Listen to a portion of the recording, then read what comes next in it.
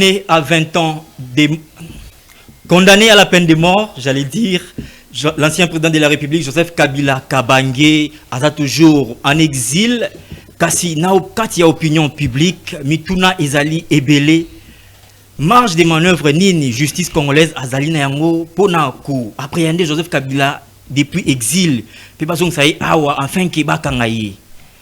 Que dit la loi par rapport à la condamnation, il y a ancien président de la République? Est-ce que ils ont la loi où ils ont encadré l'arrestation, il y a ancien président de la République, et la procédure ni va ko mettre na kati ya prison?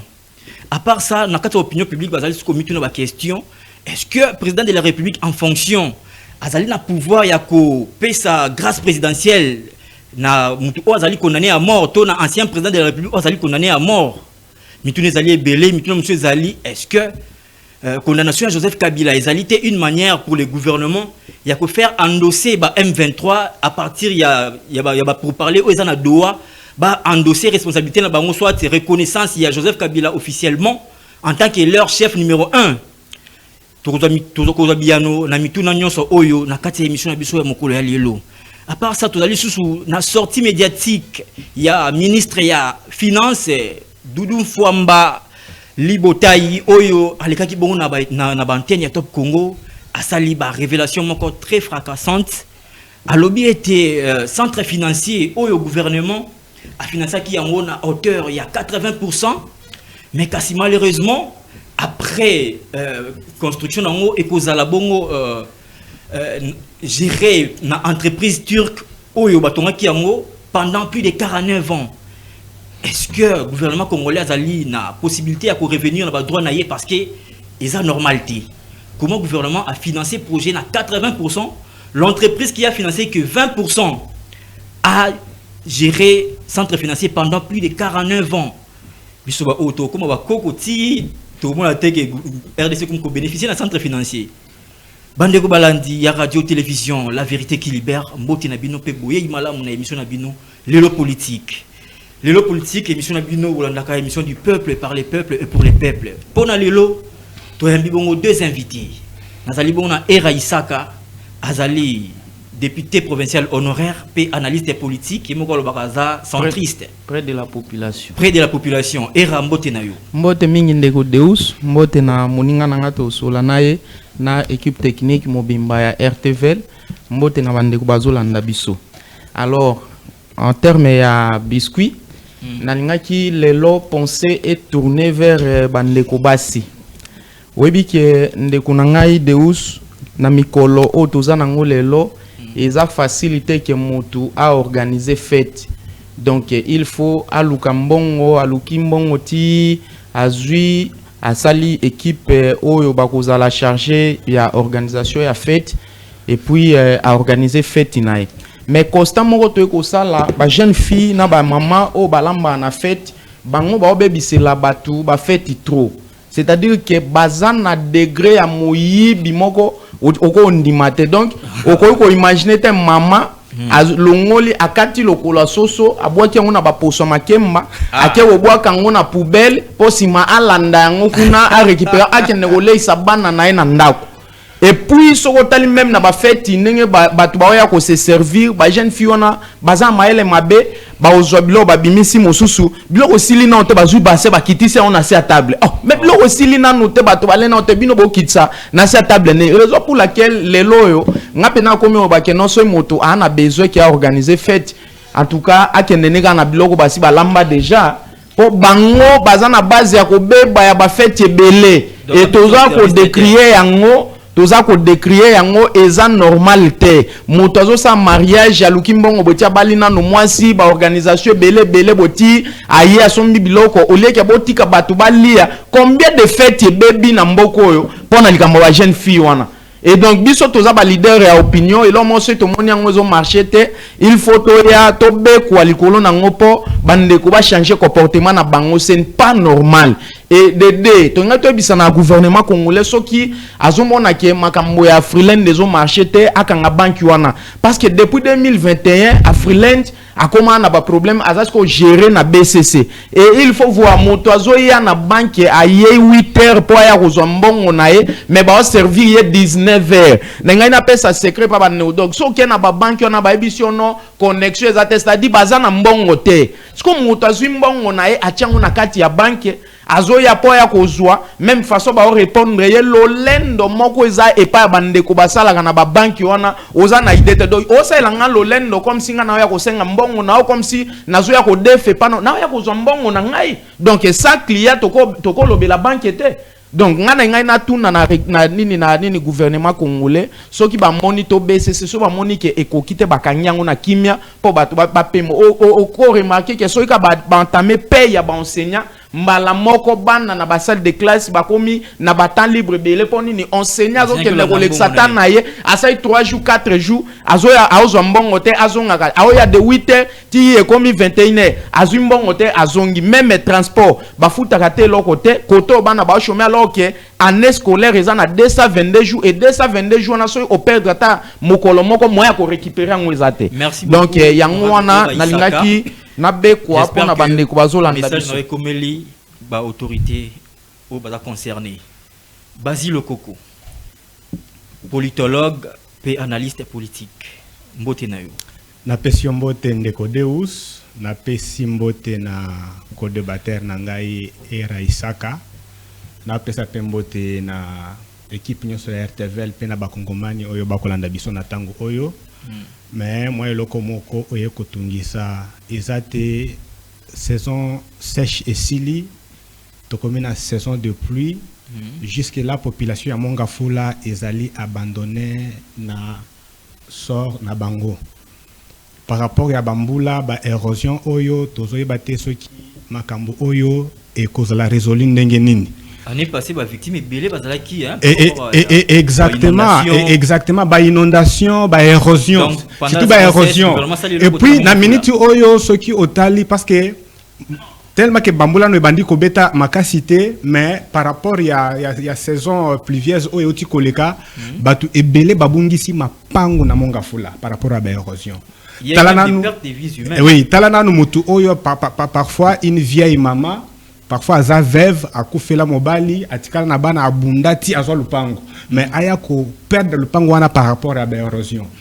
Je pense très bien que batu oyo en fait ba députés provinciaux oyo bazala ki voter na Mongafula ezala ba députés nationaux oyo bazali voter na Lukunga parce que Mongafula est dans district ya Lukunga nazo mona neti bazali kokokate ko sala musala oyo longobani pona ba circonscription électorale bango ba chantier na Kinshasa est-ce que na Mongafula ba chantier ezati mais kende otalate population ya surtout population ya Kindele moi je suis un habitant de Mongafula population ya Kindele bako souffrir makasi ba érosion moyen té et pour batang bambole ezo banda oyo message ni opesi na gouverneur Bumba message oyo na kopesa na gouverneur Bumba eza été akanisela pe population ya Mongafula.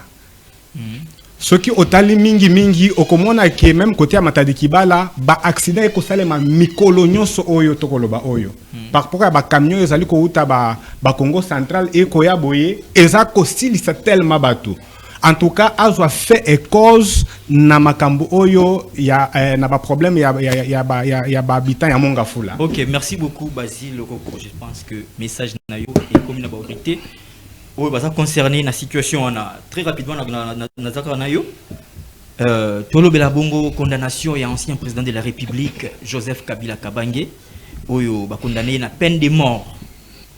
Condamné à la peine de mort, tout bien ça, ancien président de la République, chef d'accusation est belé, ça a pesé sur lui, notamment initiation et mouvement insurrectionnel. Donc, bazo accusé à Zali numéro 1 et chef, il y a M23 où bazo occupé les lots est de la République démocratique du Congo. Yo en tant que politologue et analyste politique, comment d'abord au recevoir qui condamnation ana? Matonde mingi ndeko Deus pona mutuna oyo zali ko sala actualité les lots.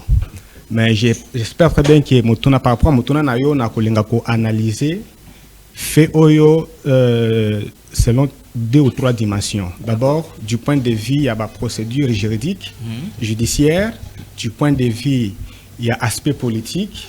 Et plutôt qu'il dépend à comment convention internationale nini ezali pe ko prévoir. D'accord. Mais d'entrée de jeu, nakoloba était condamnation à Joseph Kabila, c'est d'abord une condamnation qui est venue torpiller les principes de sacralité de la personne humaine. Parce que ce qui est au tangi dans l'article 16 de la Constitution, et koloba qui la personne humaine est sacrée.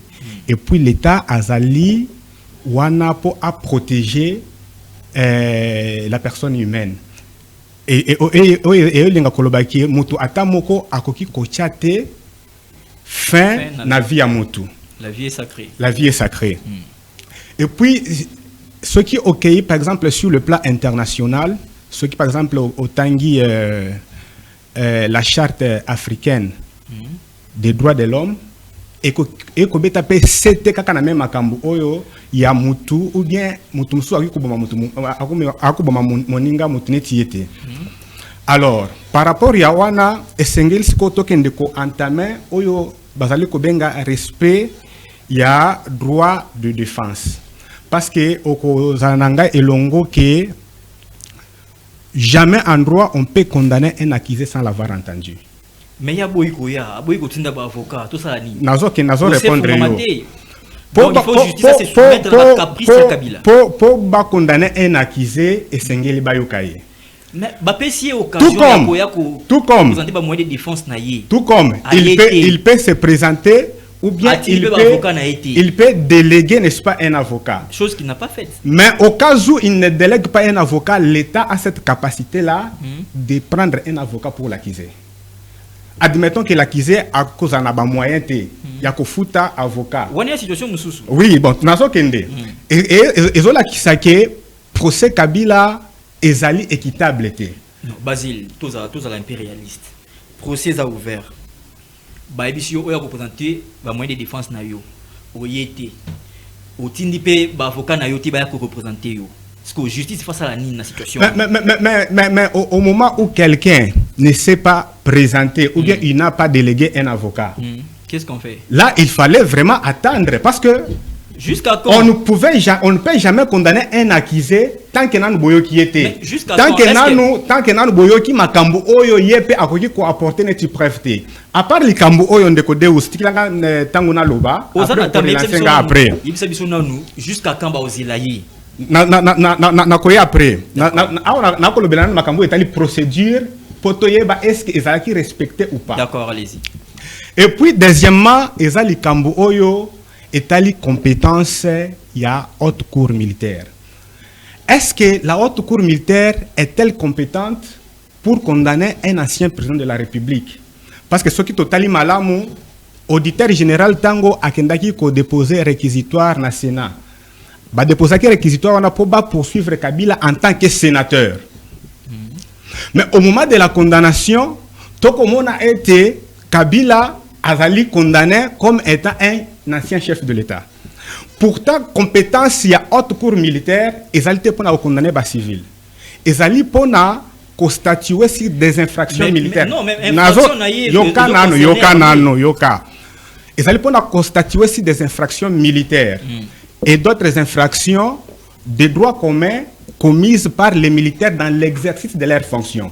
Or, ce qui totangi la loi de 2018 portant statut des anciens chefs de l'État. Moubekouana est qu'on reconnaître Kabila comme un militaire, mais comme un ancien chef de l'État. Mais ce qui est infraction est lié à l'affaire militaire. Yoka nanu. Et qu'on reconnaître Joseph Kabila comme un ancien chef de l'État. Alors, par conséquent, la haute cour militaire n'a pas qualité, n'est-ce pas, de juger un ancien chef de l'État et de le condamner, d'autant plus que il y a Azana juge la cour constitutionnelle. Kabila Azali poursuivi une infraction à trahison. À part trahison? Crime de guerre. Crime de guerre. Partant déjà dans l'infraction, est-ce que haute cour militaire a à mesure de juger? La haute cour pouvait être à mesure de juger Kabila si Kabila était reconnu dans la loi de 2018 comme un militaire. Non. Non, Yoka. Mais dès lors qu'il est reconnu comme un ancien chef de l'État, parce que le statut d'un ancien chef de l'État et les statuts militaires sont des statuts différents. Exception, peut-être un crime de guerre, à la civile, à la militaire. Bako juger dans la haute cour militaire parce que ils ont concerné armée. Commission attention aux civils, sont déjà au commission africaine des droits de l'homme et Kolobaki, une juridiction militaire n'a pas compétence de juger un civil. Ça dépend des infractions. N'a pas qualité de juger un civil. Et puis, au commandant qui est... Ceux qui civils a utilisé par effet militaire. Par exemple. Effet militaire. Bon, preuve, parce que nous n'avons pas encore entamé la question de preuve. Parce qu'en droit... Tout ça juste une infraction où ils ont pesé sur lui. Exactement. Alors, d'abord, qu'est-ce qui prouve que Kabila a commis toutes ces infractions? Parce que, puisque nous avons un procès, tout le monde a un procès, on a eu les Kanaki. Est-ce que les faits... il y a qu'à projeter une image ou bien une photo de lui avec une délégation de l'AFC M23. Est-ce qu'il constitue une infraction en droit? Admettons que celui Kabila a qui n'a posé wana. Kabila va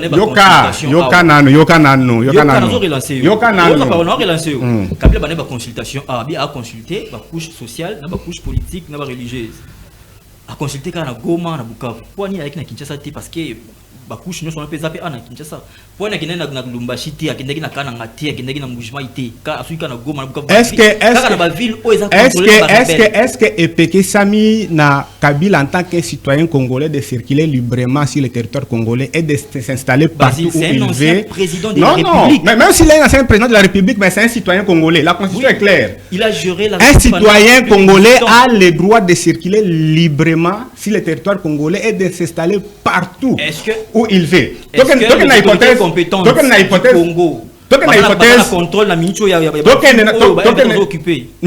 parce que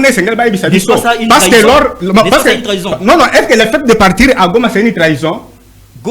Parce que Goma la minute où ils sont considérés en territoire congolais. Bien sûr. Et ça les balkanisé. Et ça balkanisé. Yoka, et ça balkanisé.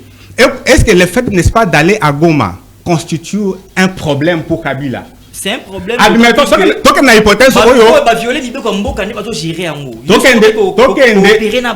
na hypothèse oyo ke tango mokonzi mboka Félix Tshisekedi aloba ke akende ko s'installer na partie est ya mboka a choisir akende ko fanda na Goma bien na Bukavu. Est-ce que tu condamné que parce que accueilli ko fanda na zone oezali à l'époque géré par des rebelles alors il constitue infraction parti on les occupé na République démocratique du Congo. L'armée congolaise a na contrôle na plein pouvoir il y a parti on a. Bon admettons que Kabila a lobby que kokenanga na Goma ezaki pona kende ko jouer bons offices pour makambo ya bitumba esila. Est-ce que boko tenir rigueur par rapport à photo wana ayo kakalito yimoko te fa ko mato yimiso mbali. Comment y a eu M23 mais avec Kinshasa Ndeko Deus, pour arriver à condamner un accusé, il faut que les preuves récoltées soient solides et satisfaisantes. D'accord, Basile, merci beaucoup. Et Raïsaka, Joseph Kabila condamné à la peine de mort. Comment d'abord il y a recevoir qui message donc verdict qu'on a à haute cour militaire et puis vous pensez ni déroulement il y a procès est-ce que déroulement est normal ou soit il y a une violation il y a principe sur le droit? Bon, merci Ndeko Deus pour la question mais au lingisana zunga mo mokesima par rapport na makamondeko Basile Lobaki pour na monga fula bana ya Kimbangu pe bazo regretter fort na comportement ya Daniel Bumba toujours betela maboko parce que afungoli ba chantier ebele pona kobongisa nzela mais comme si na Kimbangu za na moto moko te ya vota président de la République to eza na moto moko te oyo a soutenaki Daniel Bumba pour comme gouverneur mais ça c'est faux ko penser na manière wana eza na bato ebele ba voter président de la République et na bato ebele oyo ba soutenaki oui justement donc eza na bato ebele oyo ba soutenaki pe Daniel Bumba Comment expliquer Kinshasa mobimba bafungoli ba chantier ba bongisa banjela mais na Kimbangu ata 1 mètre carré qui est oya ko boa kata ba kayasi awa to boa ka nefiske ezipa mo eloko moko bo awa ezate. Non mais est-ce que oebike mais changu tango basala kipe tango basala kipe route mokali Kimbangu azanga ikati basala ki yango ebebi sikoyo ebebi sikoyo njela na leka yangwana. Donc on remarque que ezana banjela misusu à partir de Zuika Kimwenza awa oye okoti par exemple Bukavu mais soki babongisi wana ti ekati si Kimbangu ke obimati Mariano. Mais comment expliquer bakoki ko privilégier boko bo ba misusu baza marginaliser so que par exemple na lingwala otali façon ba bongisa banjela comme si Kinshasa ngweza ka lingwala pamba ou soit ba bisabiso ke baza banda ko kune bele nde ba sélectionner ba nini ba quartier ne bele so na Kasavu bo abo mais c'est terrible banjela bazo bongisa ngo désordre. Donc so zu par exemple kala mobimba oyo na moni eza seulement na bakwandungu na ni na yolo no na yolo sud. Alors que ba place wana nyonso tout banjela na kateza bien te comment expliquer ba ko privilégier ba misusu bo batika ba misusu c'est pas normal so qui eza même na projet moko eza ba na obongisa njela obanda na pont ya Bongolo awa e bimati na pont ya nini ya Mopono mais jusque là projet wana to kanisa même que ba ko aligner yango na nde ba check banjela belé ato féliciter ni gouvernement provincial par rapport na misala wana na gouvernement national mais au moins il faut quand même partager à l'équitable motonyo surtout on a besoin pe autant mo likwa makada mais za te ke ba misusu baza ko privilégier bambo ba misusu baza ko lela non et donc wana ba meka ko revoir yango c'est pas normal batonyo so ba voter président de la république yo baza par exemple na Kimbangu na Yolo baza na nine na Bongolo na Matonge ba ko se piane loko wana te. Merci beaucoup Eraisaka. Alors par rapport na eloko oyo otuni par rapport na condamnation ya Kabila. Pourquoi na le belango parce que justice a assez azui décision naie mais naza obligé na le belango parce que justice est arrondi au nom ya peuple congolais et parmi peuple congolais ngai nazali na kati donc naza obligé na sa analyse si justice yo ba rendre ngo na kombo na ngai o naza na kati ya peuple congolais mais ce qui justice il faut appeler objective. Et ça gâte que analyse de la justice et ben n'a pas aux alawana. Alors ngana linga na ba est-ce que ezaki penaka ka opportun que procédure wana ba ke nangone ba ke nango boti e comme na suka. Moi je pense que tango bazo ba ke non justice est à la rondi au nom ya peuple congolais à chaque fois que o bozo rendre justice il faut botal ka peuple congolais yambi ngunde ngeni sinon justice aux aisu sur rondi au nom ya peuple congolais te netote comme on avec mutamba peuple congolais bazo rendre justice na kombo na ye peuple congolais na ndemo soutenir moto balingi ba rendre justice nini pona kombo na ye et ça contradictoire donc tango yo na landi procès wana mobimba o ngana satanaki nango ezaki ke pona manque ya ba preuve ba élément et sengi ke justice a suspendre nano dine procès wana ba lukalisusu ba donner boti bongo baya. Pourquoi? Parce que lelo soki biso tozwa ou soit bande ko ba bisa biso ke ne toza awa so to ngito ke na Goma to ke nozwa visa parce que ngana yebi ke Goma eza moko ya bamboko ezwami na pays na biso ka bien même que bato baza ko occuper yango mais to benga mika te to beta maboko ou soit to banda koloba butu lo kwa moy bazo occuper yango. Quel est l'effort que nous faisons pour te récupérer yango? Parce que lorsqu'on parle de la RDC toujours on a 2 345 410 km² et na kati ya 2 345 410 km², Goma pe eza na kati, Bukavu eza na kati. Mais yo so ki oza complice ya M23T, est-ce que oza sûr vraiment au kine na Goma ou vandi pe paisiblement? Bango nano elo wa liboso nano bato wana nyonso ba Swahili ngalo ba na Swahili est-ce que na oza complice ndeni? Ou soit et comme manière mo bato bazo nga ba intimida bato so lingo sala analyse wabite oza complice mais biso bato oyo complice na bango te okini pe na micho Goma okoti tolo bakie ba sango na ba pasteur ya nini ya SSC baza complice na nini na M23 ba bons office OK Joseph Kabila s'il vous plaît Kinshasa bayoki pe ba M23 OK ngana landi discours ya Joseph Kabila va ke kuna ya liboso nano bato ba biso no a commis déjà le to moni nini mobilisation awa papa jusqu'à ce que ba interdit que toko tanga komo na télévision te to bi bon to sa kasinini ti to moni sous ba revoir décision na parce que ezaki décision mo moto azwa kango na kosi makomela team ina mapa ya munene ache maki na kati ale azui décision ozomona alors ba telemeli yango boti balongoli décision na Joseph Kabila a kozwa maloba abike non na komina no na go mateme na kamweke régime ezomi tungisa. Alors nazo promettre que na koya wana avant na no apesi 12 résolutions pe abinga loko l'ancien président na kosala part na ngapo na koluka kimia na mboka. Pourquoi batu bako ko analyser les fiscs et l'autre wana pardon. Mais Nabi, selon yo, mais oui, à tout moment. Il y a une résolution pour mettre fin à régime Oyo, alors qu'ils ont un régime constitutionnel. Mais Nabi, c'est normal. Pour mettre fin à régime Oyo, pourquoi nous avons mindo qui bon que l'élection s'approchait, bah qu'on peut que bunda pour que la population vote bangote. Quand est-ce qu'ils vont mettre fin à régime alors que mais Nabi, est-ce que régime Oyo est allé à éternellement ou soit on lève mais c'est salement o Seigneur ba matana lola ba mata biso boto tire toza gérer na nini na élection ati Armageddon. D'accord. Parce que ce qui est nasi ça. Merci au katanga ndé. Non pose question. Ce qui est apona question toza na pona yango ngana ngai na loba boy. Lelo o ekomiso okeka Goma oye oza complice. Bon, na mi tuna ke est-ce que ancien président zanga yinde courage ya koloba ke ninga na za boye bolinga tenga akoti na soutenir ni parce que toka président de la République a dit que non AFC c'est lui. Toko boyete parce que l'homme le mieux informé à la République est le président de la République. Mais tant que déjà président même salaire n'a pas sous soit habité alors tomi tuna est-ce que tout joie phrase Jonathan Lobelango que l'homme le mieux informé c'est le président de la République.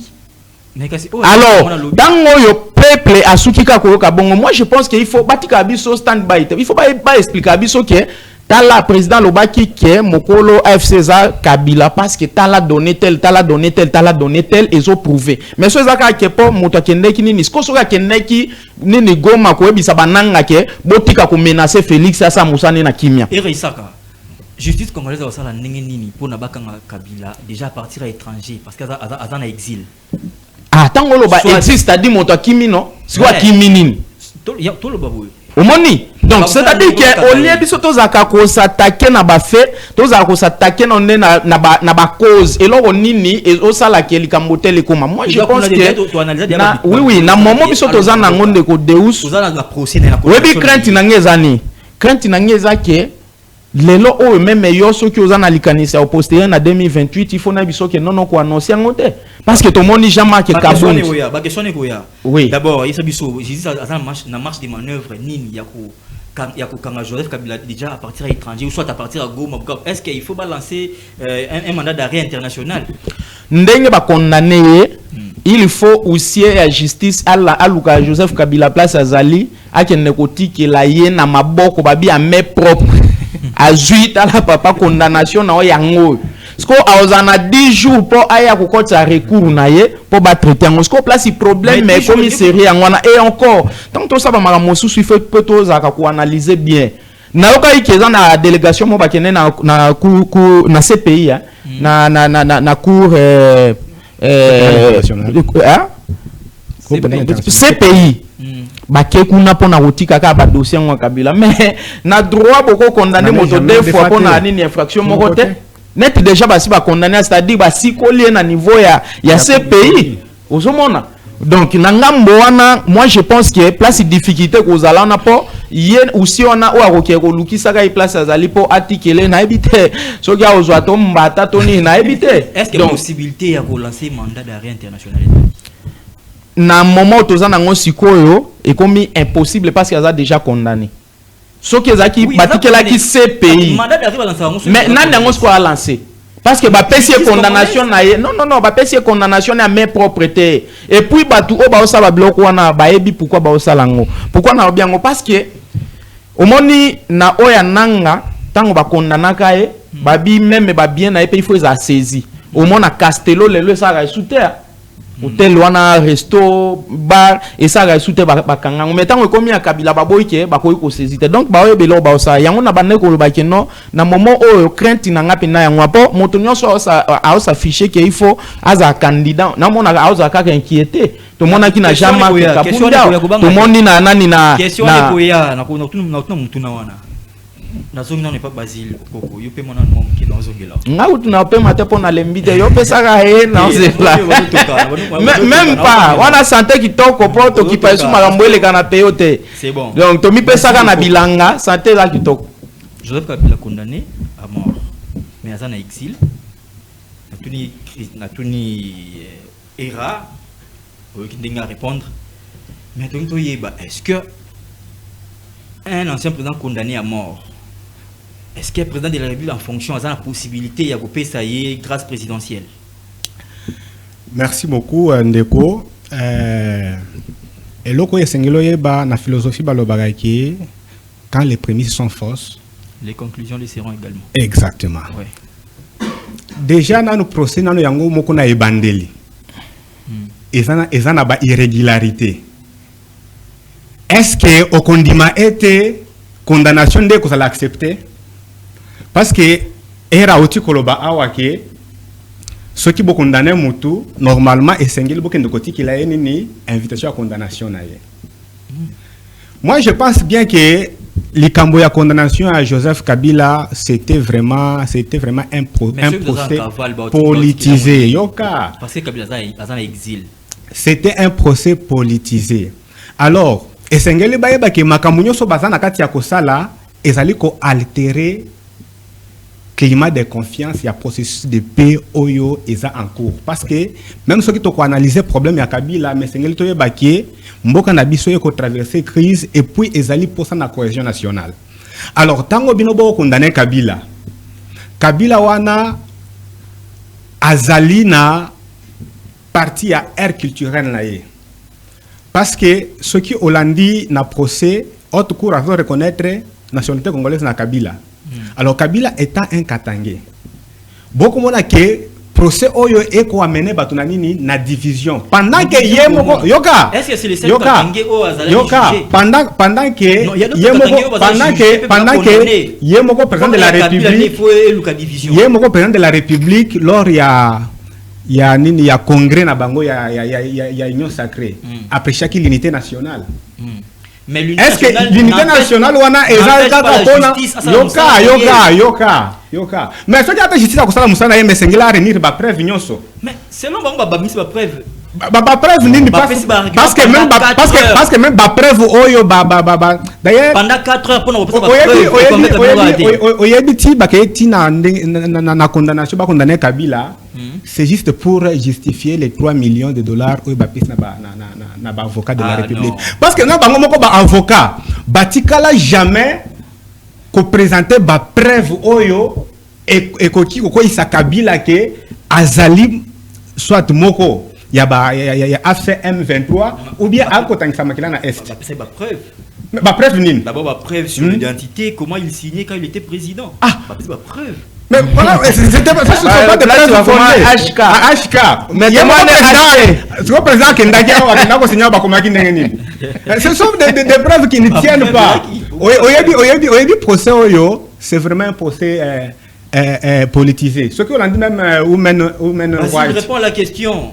Est-ce que le président de la République en fonction, Félix Antoine Tshisekedi Tshilombo, a la possibilité d'accorder grâce présidentielle pour Joseph Kabila un jour?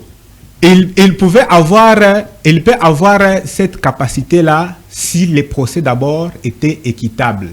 Dès lors que le procès en question n'est pas équitable, accorder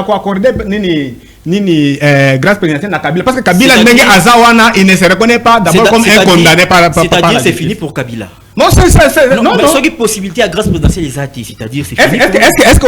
Est-ce que Kabila nenge azawana azape na capacité wana ya ko s'attaquer na République na République par rapport à la condamnation. Pour kolobake la haute cour militaire n'est pas mon juge naturel, alors si moi je vais aller introduire la requête. Ça dépend de l'infraction infraction c'est une infraction moko liée na. Mais na outil déjà oyebisa yo awa que déjà dès le début les prémices sont fausses. On ne peut jamais aussi considérer la conclusion. Parce que quand les prémices sont fausses, la conclusion aussi est fausse. Bon, dites-nous comment Joseph Kabila va s'en sortir. Joseph Kabila, la minute Oyo, a été reconnu comme un coupable. Il n'est pas reconnu comme un condamné. Par rapport à Yemoko. Non, mais décision officielle, il y a haute cour militaire. Mais déjà, il y a haute cour militaire. Je viens de vous dire ici que Joseph Kabila il peut de aussi l'agression dans s'attaquer. la Est et à RDC. Admettons que les lots oyo, La partie Est. par exemple, balobi qui ba politique ba kende na dialogue. Et puis dialogue wana est rassemblé ba classe politique nyonso ba homme politique nyonso ba Kabila ba Fayulu ba nene Félix Tshisekedi. Est-ce que oyebi que pour Kabila a participé na dialogue wana et que Sengelano pour naie à s'attaquer contre décision oyo ezala qui prise par rapport à condamnation naie na haute cour Mais militaire. il a 10 jours, après 10 jours c'est fini. Mais jusque là, ça est là. Parce que haute cour militaire azali parce que juge ba remettre naturel. pe nanu yango Yango avec- te. Non, mais il y a ça. Non, les 10 jours là. Ndeko Deus. Selon loi, il faut y moko. Loi nini. Les 10 jours là, ezali ko écoulé après que batikili ye moko na maboko invitation. Wana ni sonde ba compter 10 jours à partir après. il y a date à prononcer, il y a condamnation. Mais dès lors que nanu huissier akei kotiki la été. Mais le monsieur est en cavale, bah otiki le nini. Bah otiki le nini. Oyebi droit eza na beauté nango quand les procédures et les principes sont respectés. C'est quoi les principes? C'est quoi ces principes qui n'est pas respecté? D'abord par rapport au procès, la procédure n'a pas été respectée. Par rapport aussi na ba principe o esengel ba kende kotiki la accusé invitation pour na kolakisa ye ki azali condamné. Et Sengeli pays ça la respecter. Jamais vous pouvez juste être à Kinshasa et puis koloba ete to condamné mutuana mais na ye moko boye atikala jamais comment on a ata fait moko ezali ko notifier condamnation na ye. D'accord. C'est Merci absurde. beaucoup Basile. Na ozongela yo na pas Era Isaka. Joseph Kabila condamné. Il est accusé d'être le chef numéro 1 de M23. Bah même M23 na bazo discuter na gouvernement na Doha. Est-ce que vous avez que condamnation de Joseph Kabila c'est une manière de faire endosser ba M23 responsabilité à Joseph Kabila na kati ya mouvement na bango? Alors ce qu'on a na mituna ndeke nanga pe ba condamna ki mais ti lelo akota na boloko te ne ponga pe na posa na ngia so ba condamner moto akota boloko. Mais à côté boloko ndeni ye aza Mais akota ndeni ndenge nini ko ba condamna ke ndeni non wana batu wana batu ba olinga ba kosa biso ndeko de ngai posa na ngia ezali pe na soki ba condamner mutuko akota na boloko azala ba koto boloko ndenge ni mais siko bo condamna nga ndeni nga naza en exil mais ça la kat oh et c'est ça ima nani ba jugé par coutumance et ça les mana nani au moins le ebo mabiso na pardon malgré que Joseph Kabila connaît en fait une absence ou bien par contumace et singlo yeba d'abord que est-ce que Zalaka a droit tribunal premier tribunal non est-ce que Zalaka premier tribunal militaire international oyo et applica et lokwana ezali tribunal ya Nürnberg en Allemagne. Et puis pourquoi on a dit que le bawa qui procédure est respecté. Dans le tribunal, on a est condamné par responsable nazi par rapport à la Deuxième Guerre mondiale, par responsable Bakima. Mais si l'État a le cas procédure, il y a que bango ba avocat pour basanini ba défendre la place na bango. Et puis pourquoi on a dit que procès à Kabila malgré que ba condamné par défaut ba procédure nango ezali respecter Ndeko Deus. Ndeko Basile il y a tous les cas qui ont Era. Oui. Est-ce que ce n'est pas une manière de faire endosser ba M23 responsabilité à Joseph Kabila? Alors, parce que ne condamné tant aux ana peut-être na ba négociation qu'on a na ba M23 ba encore revendiquer pe acquittement à Joseph Kabila, soit annulation à procès. Bakoki ko revendiquer kaka soki ke Kabila est de mèche na batuana. Siko soki ke Kabila za de mèche na batuana te. Bakei ba conclure ba accord na bango boti et si les 5 secondes ba koyoka na ba mettre en application. Innocence ko ya batu ba otia yo wapi. Omone lo biso to ba likambo ba prévenir yango wana. C'est-à-dire que même ceux bozana ba calcul politique et moko esenga pe moi rationalité pour et là mosu bosango lelo ko rattraper bino lobby.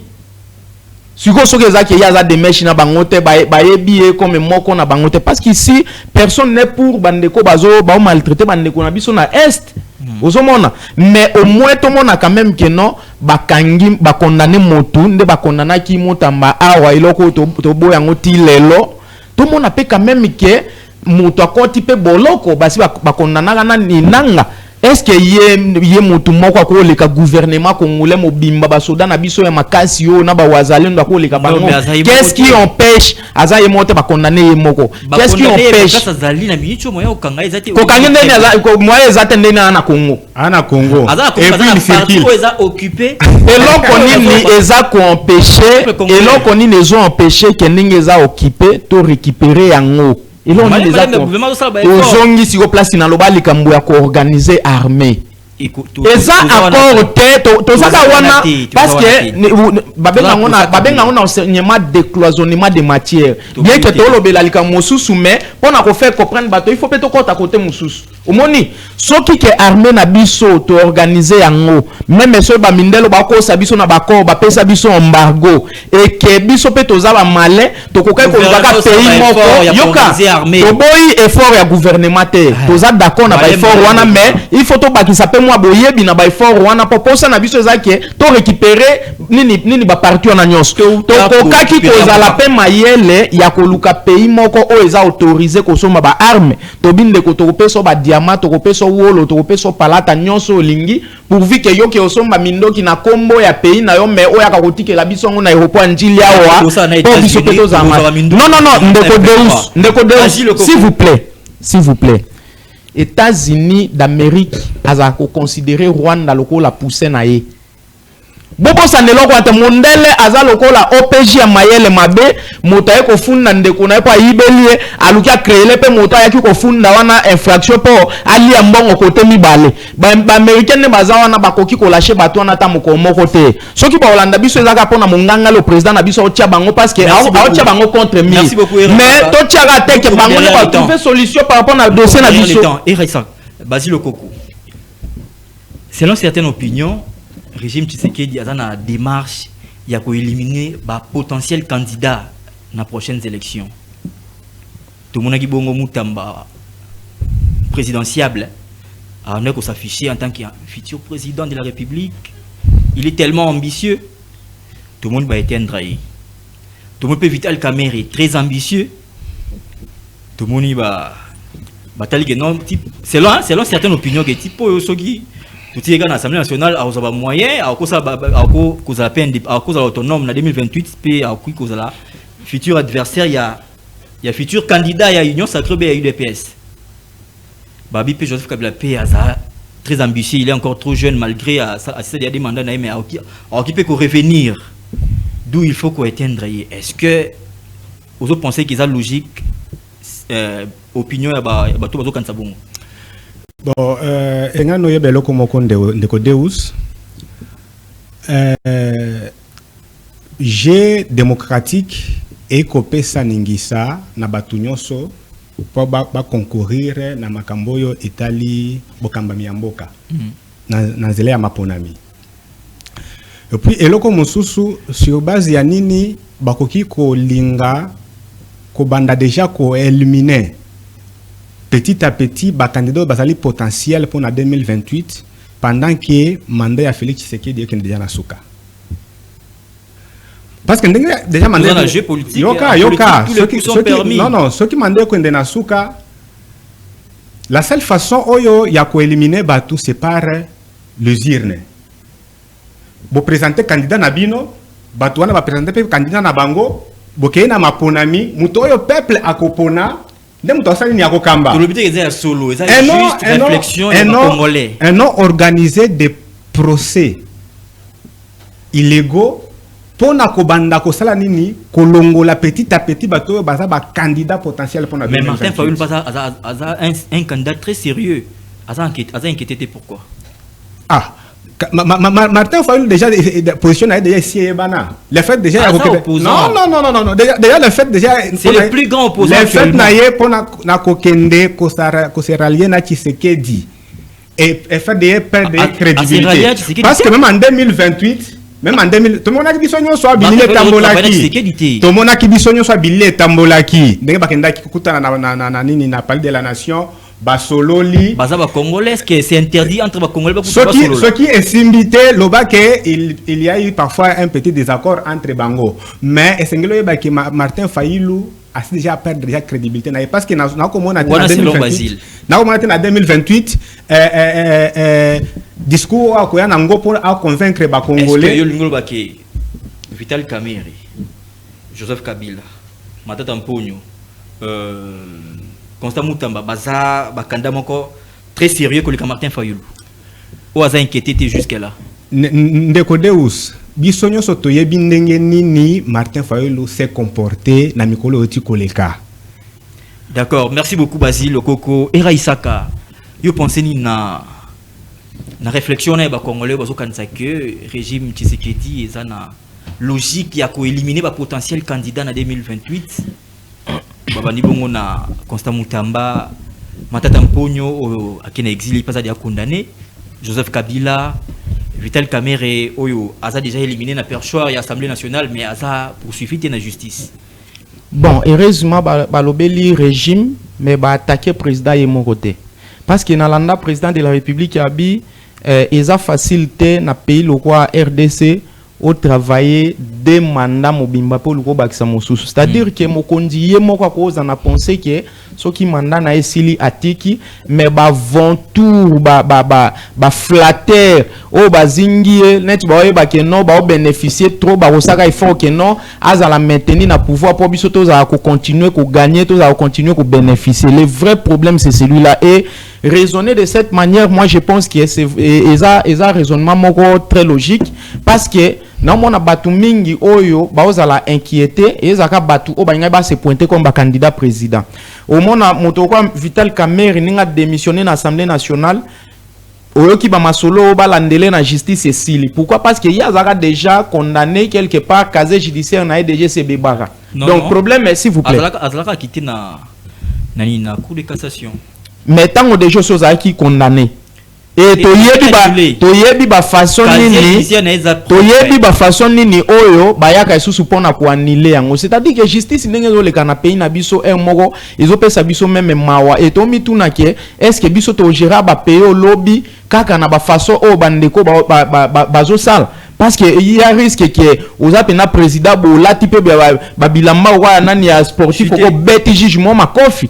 Pourquoi? Parce que aucun ne remarqué Vital Kamerhe bache pression à l'Assemblée nationale pas longwe to ebisa qui te expliquer pourquoi balongola ki wana ba sai ke balongola parce que loi a changer modifier constitution et longwa qui non na makanisi ya bande côté et tant que babana ko réfléchir si yango babi que un jour yé pas ko ya repostuler il faut tout ça il faut pas ce qui ni loi ne leki na nini na niveau ya assemblée a bloquer na quand de moi mi tuna ke non ndeni ni président ko bloquer 4 quelques députés yé moko bloquer 4 mais ndekona atangi makambo loi parlementaire malamu te avant que ba député ba kende ko siéger si point moko boye na niveau à plénière nani yango za ko alignan ce président l'union ta boya hôtel melaike mais bureau ça représenter na président bureau ça eza personne morale okay, ça représenter na ba personne physique mais net loi et lobby qu'il faut mo kondia za la moko président montaza wana donc président ko na bokondi na lobby que non point autre traité en hôtel bino boane lo ça te.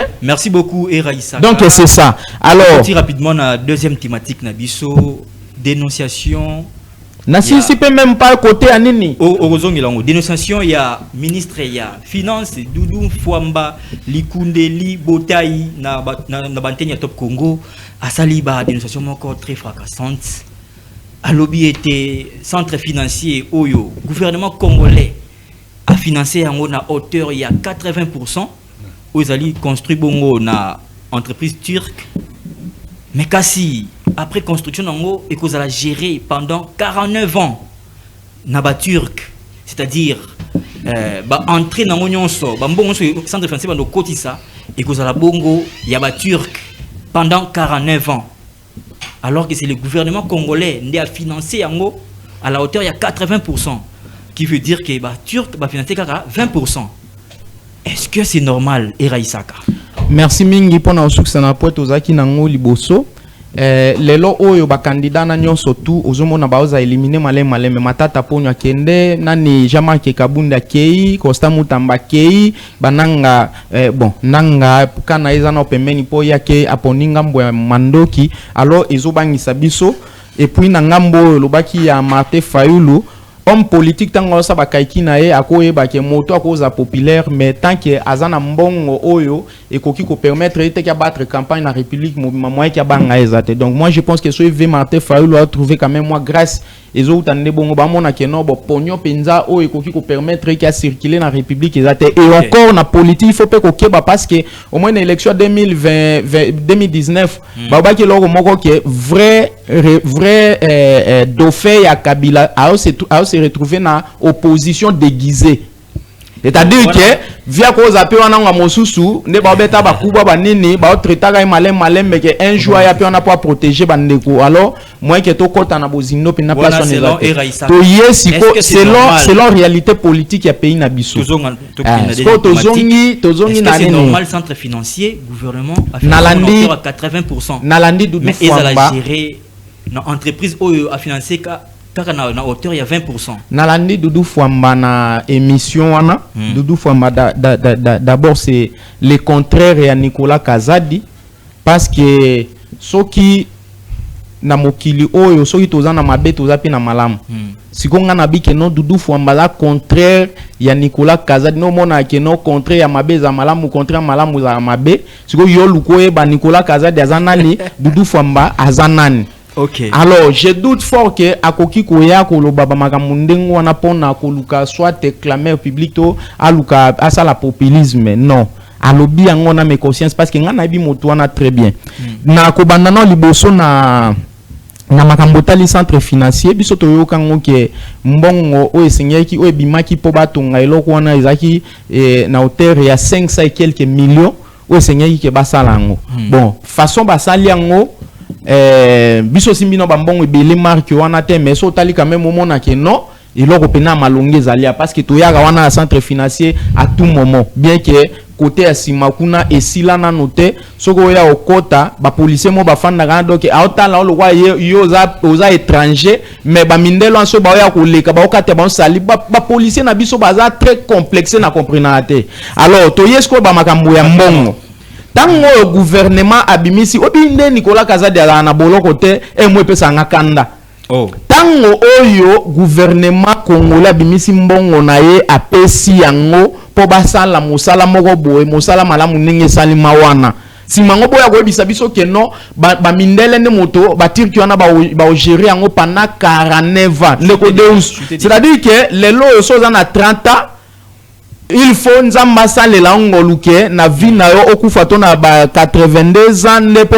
3 ans mo boye o mona ne ko ngwa ko gérer plan wana et soki okoti wana même ba mindele wana donc ba za ko considérer place wana ne loko les relations ambassade ba mindele façon ba tala non mais nabi mbongo oyo ngai na ke ko somba secret ba katinga impôt et na katina koti na supermarché ba katinga TVA eza na katina oteka moi quelque part bato environnement bato ya service économique ba ya kotuna ba mbongo pe batuna toujours na dollar bazui mbongo koti na banque ba bimisi batongelo kwa yo ya oyebisanga donc olalo la muki oloti soki nini il faut batiriki ba gérer lokwana et soki penda biso tozaki na justice moko oyo ezo privilégié ba misusu te et seigneur ba benga Nicolas Kazadi ba bengi pe Doudou Fwamba ke yo lobi ki za boy siko yo Nicolas mbongo batonga na ngwe uta wapi parce que 20% ce n'est ko pesa bango quand même likoki ya ko papa 49 ans yo zona appartement moko na so eza $300 multiplié par 12 multiplié par 49. Isaka, merci beaucoup. Basile Koko. Quelle bêtise. Basile Koko, marge de manœuvre ni le gouvernement azali na yango pona ko azonga na ba droit na ye parce que gouvernement financier projet à centre financier na 80% mais ministre ya finance à l'époque a signé contrat et que entreprise turque va gérer yango pendant 49 ans. Matondi mingi ndeko Deus eloko moko eza été pona ko affirmer ba propos ya Doudou Fwamba. Il faut d'abord essayer de voir ce qui est écrit dans le partenariat. Parce que Partenariat Oyo et permettre pour centre financier Tonga et Tongama, c'est un partenariat public-privé. C'est-à-dire, d'un côté Moko, l'État congolais, et puis d'un côté Moussoussou, ensemble avec l'entreprise turque Oyo et à privé. Alors, tango partenariat ezali signé, normalement chaque partie a menaka par côte naie pour na sanini pour na contribuer na. C'est ce que le ministre a dit. Yoka, na so que ne malé. Alors, par rapport il y a par côte il y a l'État congolais, l'État a facilité yango na côté foncier, concession parce que concession batongili wana l'État DAPC et puis a facilité qui sur le plan administratif et politique par rapport il y a expédition il y a matériel wana et ya boy. Mais moi je me suis un peu ressourcé pour na koyeba entre bango mibale nani atie par ebele. Nani atie par ebele. Parce que ceux qui sengelo analyser ceux qui un opérateur économique après avoir exécuté marché a eu à peu près 49 ans. Il y a gestion il y a eloko wana et sengelo yeba ke parfois yende atie ba moyen ebele. C'est-à-dire que Doudou Fambalobi vérité té. Yoka nazo kende. Par rapport à l'analyse Oyo, est-ce que Doudou Famba a dit la vérité? Oui, allez rapidement, tout comme ça. Oui. Ce qui au salut la recherche dans le partenariat wana, ba entreprise wana, batonga centre financier. Et puis dans centre financier wana, esengeli hôtel zanakati wana, ba bureau, na ba appartement mususu. Ce que 49 ans oyo ya gestion à centre financier et ça par rapport ya côté hôtelier. C'est ma communauté c'est tali hôtel mais pourquoi alors que le gouvernement a financé en hauteur parce que à part bango ezali na fonds d'investissement stratégique oyo ezali structure oyo ekobanda ko kamba centre banda ko kamba ba bureau musuna na kati ya centre financier et puis structure wana eza congolaise jusqu'à ce que Karaneva wana soki ekoki est-ce que vous trouvez ça normal? Donc investissement na bango et puis avec un bénéfice likolo wana bakei et puis centre financier wana nous trouvons normal. Mais Makambwana est makata na cité. Non mais ça va souvent ceux qui peut-être entreprise n'aya financé par exemple à 100% bien. Mais non mais yango nazo bisayo c'est le gouvernement. Yango nazo bisayo que par rapport à analyse oyo ezali commettre ezali ko nini ko. D'accord, merci beaucoup Basile Okoko tokom na suka ya émission na biso ya lelo et Raisaka dernier mot na yo pour te citer rapidement. 10 secondes. Ministre ya finance akukaki koyebisa biso montani ni oya pesi na Barcelone parce que tant batuni ba mituna wana namoni azo accuser ka ba journaliste que non et monsieur Zalaki ayaki en direct c'est-à-dire à se préparer qui tango par exemple na mbongo ya nini ya centre financier lobiango polele ke biso to pesa 80% et l'on est pesa ki aloba ke non Barcelone to pesa ki en autant et ngai sani. OK, merci. Donc ce qui veut dire que qui ne dit mot consent. OK, Basile, dernier mot non. Bon, par rapport à construction à centre financier, ngana o kanisa été ceux qui 49 ans wana ba pesa ki yango na entreprise turque, c'est parce que ils ont eu à financer la quasi-totalité il y a marché wana. C'est-à-dire que le ministre il y a finance ba propos naie ezali à prendre sous réserve. Basile Okoko alobiki ba propos ya ministre ya finance et il faut comprendre dans sous réserve. To comme na suka ya émission na biso bongo bandeko balandi ya radio télévision la vérité qui libère. Et puis ceux qui ont talenti lelo batikala jamais ko exploiter le wana. Ceux qui ont kokutaka bureau moko. Tokutana vendredi pour notre prochain numéro. Merci de l'avoir suivi. Ceux qui bolanda qui sont à partir de bandako na merci na ingénieur Marc Pius oyo va permettre de biso to mona bandako na bino. Merci. Toujours rendez-vous vendredi prochain à la même heure sur la même chaîne. Oui bien.